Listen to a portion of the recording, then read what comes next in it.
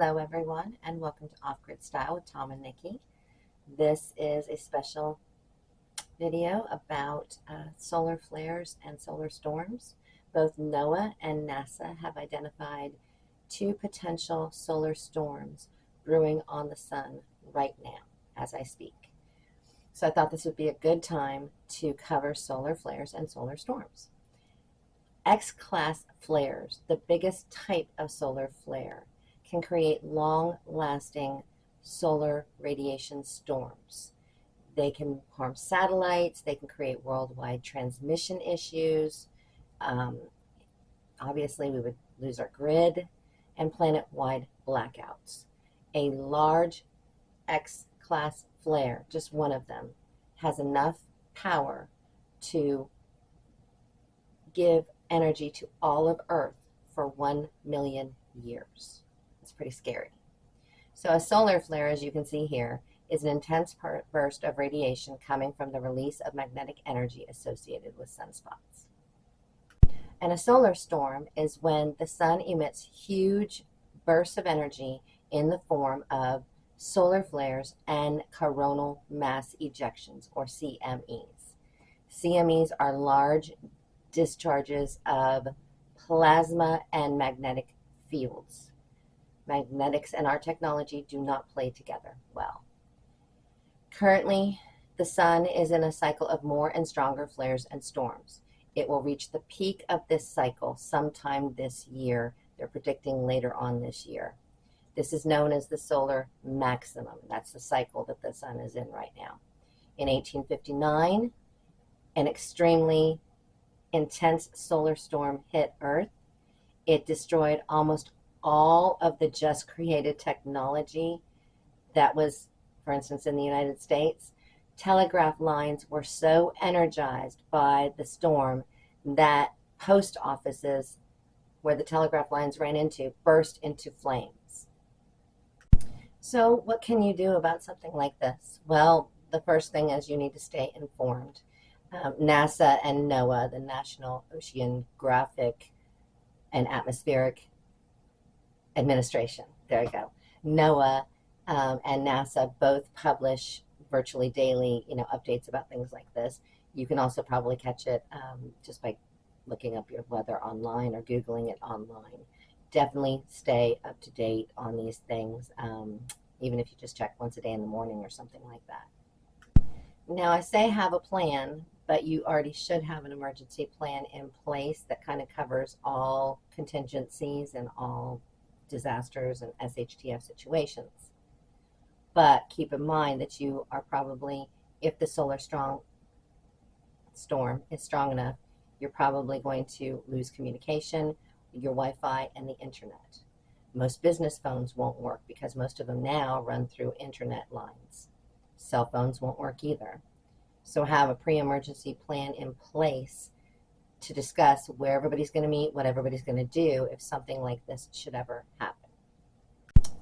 It is a good idea to have some backup power and energy, because one of the things that solar flares and solar storms can mess with is your power. You can lose power. You can also have the grid go out. Generator, propane tanks, small portable solar panels that you can, I'll teach you in a second how to protect those. But all of those things would be good to have, which you should already have already for just a general all-purpose emergency preparedness situation. First of all, thank you for watching so far. Secondly, I do have an amazing tip that I'm going to give you in just a minute on how to protect your electronic devices, etc. So stay tuned for that. But while you're here, would you do me a favor and go ahead and like, subscribe, comment, ring a bell, do something on my page? I would really love that. Thank you very much. So obviously, one of the things you're going to want to do is unplug your electronics, turn them off, make sure that everything you possibly can turn off that would be of a higher technological order. I'll give you an example.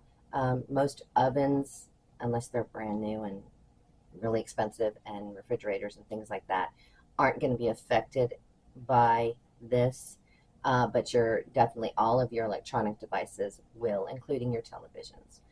So go ahead and unplug those things and or make sure that they are on surge protectors. Both of those things are important. Okay, so here's my tip. So I don't know if you've heard what Faraday cages are or not, or have ever heard about them. It's a box designed to block electromagnetic fields. Most ones that we can buy today, I'm reaching over here, are this is a Faraday cage right here. As you can see, it's pretty small. It's locked, but there's two walkie-talkies in here. But it would fit a cell phone maybe at most size in the box. They're very expensive, so most people aren't going to purchase those. How can you create your own Faraday cages? I need to dispel a myth about Faraday cages. Microwave ovens and regular ovens are not Faraday cages. They leak. If you call your phone after you've placed your phone in the microwave, it will ring about 50% of the time, which means to me and to the experts that it is not a completely safe Faraday cage. It has gaps in it. Same with the oven. What you can do, a couple of different ways. You can take, you see I have aluminum foil on there. You're probably wondering, why does she have aluminum foil on there? Well, guess what? That works. You can take and wrap up your small electronics, small anything you want to protect, in several layers of foil, and then use Scotch tape, the clear tape that you wrap Christmas presents with. Use that to protect the electronics, and that will actually work. If you need something bigger, you can actually line a room, or if you want to be that big, or a small closet with several layers of foil, and then overlap them at the seams, tape them, and that will work as well. So here is another one you definitely need to do. Everybody should have an external hard drive. They're not that expensive anymore, and they're really easy to use. You cannot depend on the cloud or the internet or anything else, especially if it's a large solar flare or solar storm that ever hits us. So, and that's why I have the aluminum foil and the tape there, because once you download everything or transfer everything to that external hard drive that's important to you, wrap it up in several layers of the aluminum foil and tape it shut. I am pretty sure I'm just going to take this page, copy it, and paste it into every video I do, because I'm always telling you this. Have a good, solid supply of emergency food, medicine, water, canned goods, anything that you need in an emergency situation. And it's quite possible, if a major storm, or I'm sorry, major flare from a storm ever hit us, you would need it for quite a while. So what about communication? The only thing you see right here on the screen is what's going to work, pretty much. This, whoops, that over there. I think I'm pointing the right way. Maybe that way. Anyway, that's the only thing that's going to work, is walkie-talkies, two-way radios. Ham radios can even be disrupted by certain types of solar flares. Everything else out there will no longer work. So you need communication. This is the only way you're going to be able to do it. Okay, so now that I've scared the heck out of you about solar flares and solar storms, let me be a little bit more reassuring about this. I'm keeping an eye on it. Definitely you should do the same, because there are going to be more and more of these over the course of the next couple months until this maximum is reached. They occur often. Solar flares, sunspots, and solar storms occur often. So don't wig out. They happen all the time, and you have no idea that they're happening. The vast majority do not in any way directly affect us. There might be just a little blip on a screen somewhere, but that's about it.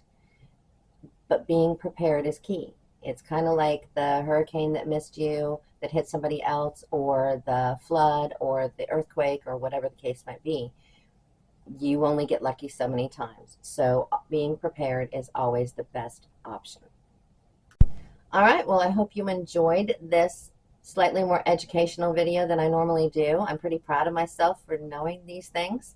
Oh, and the 1859 solar flare that hit, that was so bad it made post offices light up, I forgot to mention, was the Carrington effect or event, one of those two things. Anyway, hope y'all have a great rest of your day, and thanks for watching. Check out these other videos we have.